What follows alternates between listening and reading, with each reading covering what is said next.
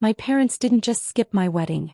They called my fiancé trash, told relatives not to attend, and said marrying him would ruin my life. Not because I had done something wrong. Not because of a family emergency. Because they believed my fiancé wasn't good enough. To them, he was just an electrician. By the time our wedding day arrived, half the seats reserved for my family were empty. I won't lie. Seeing those empty chairs broke my heart. But what happened next changed everything. Right in the middle of the ceremony, my husband said something so powerful that guests started crying. Someone recorded the moment. Someone posted it online. And within days, millions of people were watching the wedding my parents refused to attend. Because the internet learned who my husband really was. And suddenly, the same family that abandoned us was begging to come back into our lives. And before we continue, if you're enjoying the story, please take a moment to subscribe to the channel. It really helps us bring you more powerful stories like this. And I'm always curious, where are you watching from? Drop your country in the comments below. I love seeing just how far these stories travel. Now let's get back to the story. The day I got engaged should have been one of the happiest days of my life. Instead, it became the beginning of a family disaster. When I called my parents to share the news, I expected excitement. Maybe tears. Maybe questions about the wedding. Instead, there was silence. A long, uncomfortable silence. Then my father asked a single question. What exactly does he do for a living? I smiled. He's an electrician.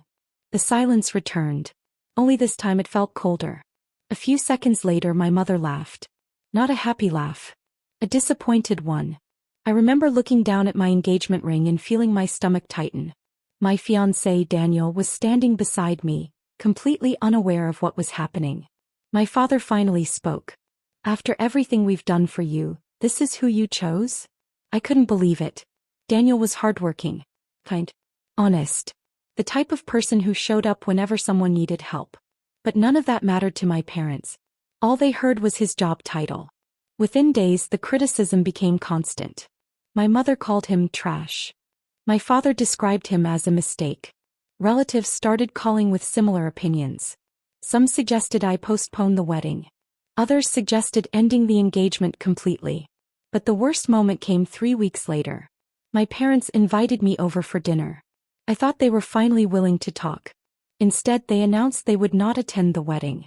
Not only that, they planned to encourage the rest of the family to stay home too. And judging by the messages that started arriving afterward, their campaign had already begun. Over the next 2 months, the guest list became a painful reminder of what was happening. Every few days, another relative declined the invitation. Some were polite. Others weren't. A few actually repeated my parents' exact words. They said I was throwing my future away. That I deserved someone more successful. Someone with status. Someone my family could be proud of. Meanwhile, Daniel never complained. Not once. Even when he knew what people were saying. Even when he heard the insults. He simply smiled and focused on helping me. Whenever wedding stress became overwhelming, he reminded me why we were getting married in the first place. Not for my parents. Not for relatives. For us. Still, I'd be lying if I said I wasn't struggling. Late at night, I sometimes stared at the growing list of empty seats and wondered whether everyone else saw something I didn't. Maybe my parents were right. Maybe I was making a mistake. Every time those thoughts appeared, Daniel somehow knew. One evening, he found me sitting alone with tears in my eyes. Without saying a word, he sat beside me. Then he took my hand. If every single person leaves, he said softly, I'll still be there waiting for you. That simple sentence hit harder than any speech ever could. Because unlike everyone criticizing him, he had never asked me to choose sides. The wedding day finally arrived. The venue looked beautiful. The flowers were perfect. The music played exactly as planned. But as guests took their seats, the reality became impossible to ignore. Entire rows sat empty. My family's side looked almost deserted. Then the coordinator approached. It's time. I took a deep breath, looked toward the aisle, and realized I would be walking down it completely alone. The music started. Every guest turned toward the entrance. My heart pounded so hard I could barely hear anything else. This wasn't how I had imagined my wedding day. Growing up, I always pictured my father walking beside me. I imagined smiling relatives, proud parents, a family celebrating together. Instead, I stood alone. For a brief second, the empty seats hurt more than I expected. Then I looked ahead. Daniel was waiting at the altar. The moment our eyes met, everything changed. He wasn't looking at the missing guests. He wasn't focused on the people who stayed away. He was looking at me, smiling, like I was the only person in the room. So I took my first step. Then another. And another. By the time I reached the middle of the aisle, my fear had started fading. The ceremony continued beautifully. The vows were heartfelt. The atmosphere felt emotional. Even guests who barely knew our story seemed moved. Then came Daniel's turn to speak. His vows weren't elaborate. They weren't rehearsed to perfection. They were honest. He talked about loyalty. About choosing people because of their character rather than their status. About standing beside someone when life became difficult. Several guests wiped away tears. Including me. What none of us realized was that someone near the back of the venue had quietly recorded that moment. Not just the vows. The entire story. The empty family section. My walk down the aisle alone. Daniel's emotional words. Everything. At the time it seemed insignificant. Just another guest filming a wedding. But before the night ended, that video would begin spreading far beyond the reception hall. And within days, millions of people would be watching the moment my family refused to witness. Without realizing it, our wedding was about to become a story the entire internet wanted to talk about. 3 days after the wedding, my phone started exploding again. At first, I thought it was friends sharing photos. I was wrong. Someone had uploaded a short video from the ceremony. Specifically, the moment I walked alone down the aisle. The camera captured everything. The nearly empty family section. The emotional expressions of our guests. And most importantly, Daniel's vows. Within hours, thousands of people had watched it.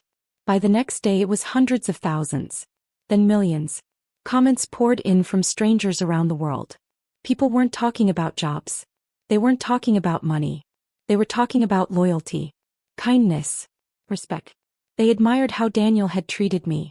And they couldn't understand why anyone would reject him. The story spread far beyond our community. Friends shared it. Coworkers shared it. Even local news pages picked it up. Meanwhile, my parents were learning something uncomfortable. The internet had chosen a side. And it wasn't theirs. For the first time, relatives who had skipped the wedding began reaching out. Not to criticize me. To apologize. Some admitted they had simply trusted my parents' version of the story. Others confessed they regretted staying away. The biggest shock came when one of my cousins sent me a screenshot. Someone had posted an old photo of Daniel helping restore power after a severe storm in our area. Hundreds of comments praised him. Suddenly, people started sharing their own stories about his generosity. Helping neighbors. Volunteering his time. Fixing problems without expecting anything in return. The more people learned about him, the more confused they became about my parents' behavior. Then late one evening my father called. For the first time in months, his voice sounded uncertain. "We need to talk," he said quietly. And I knew something had finally changed. A week later I met my parents for coffee. Daniel came with me. Not because I asked him to, because he wanted to support me. The moment we sat down I could tell something was different. My parents looked uncomfortable. Not angry. Not defensive. Just uncomfortable.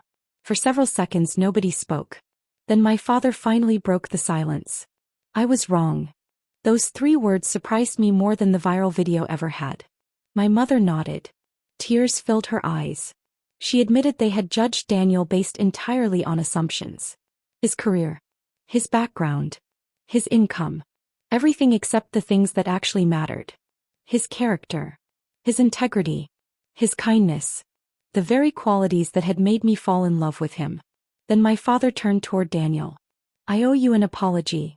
Daniel smiled politely. The same calm smile he had worn through this entire situation. He accepted the apology without anger. Without bitterness. That moment told me more about him than any viral video ever could. Over time, relationships slowly improved. Not overnight. Trust doesn't work that way. But conversations became more honest. People stopped focusing on appearances. They started paying attention to actions. As for the internet, the attention eventually faded. Like it always does. But the lesson stayed. Because the real story was never about a viral wedding video. It was about what happens when people mistake status for value. My parents thought they were protecting me from the wrong person. In reality, they almost pushed away the best person I had ever met. And standing beside Daniel that day, I knew one thing for certain. The greatest decision I made wasn't proving everyone wrong. It was choosing the person who had never stopped believing in me. Sometimes the people who judge the loudest know the least about a person's true worth. Character, loyalty, and love will always matter more than status or wealth. If this story touched your heart, please like, subscribe, and turn on notifications for more emotional family stories with unforgettable twists and satisfying endings. And tell me in the comments, would you have forgiven your family after what they did?